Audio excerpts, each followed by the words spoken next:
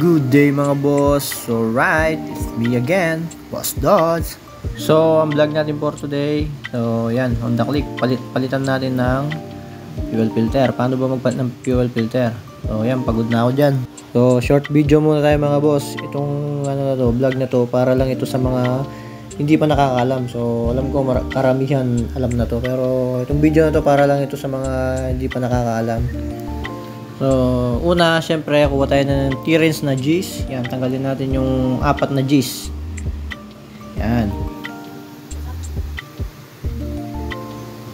So, tanggalin muna natin to, yung fuel hose, para hindi abala. Yan, ganyan lang magtanggal ng fuel hose. Angat mo lang yung kulay blue na yan, yung lock nya. Okay, pag nahihirapan kayong sa kunyo, kuha lang kayo ng flat screw. Ito. Medyo pudpud yung kuko natin eh. Yan. Ayun. Sulit lang na natin. Yun. Nasilay lang. Yan. So, yan. Pag natanggal na yan, tanggalin na yung 3 bracket. Yan. Ay, yung 2 bracket. 2 bracket. Yan.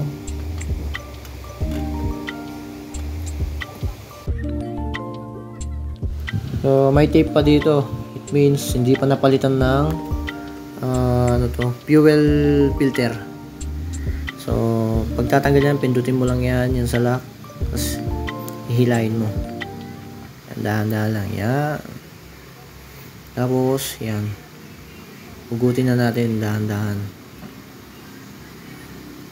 Yun, dito sa pagtanggal nito, kailangan dahan-dahan lang, baka dumugo. Okay, kasi mga wire niyan or mga yung floater niya, kasi pag may naputol dyan, sigurado papalitan mo ng buo yan.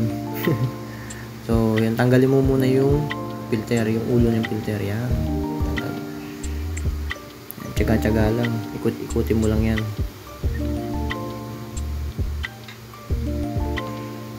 Yun, pag nalabas na yan,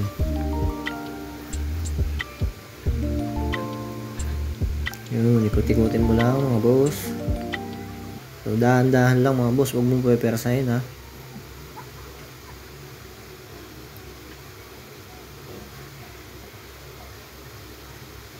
Yun, natanggal na. So ito mga boss, oh, yun, may lumot na. 33 odo mga boss, hindi pa napalitan. So dito mga boss, ganito lang tatanggalin yan. Yan, iikutin mo lang yan. Magkasalungat yung lock niyan, kaya ikutin mo lang. Ganito lang mga boss, oh. Yun. Tapos may o-ring dyan, yan, papalitan din yan. Yung fuel filter may kasama na yan, o-ring. So tignan mo naman mga boss, lumot na. So ito yung bago.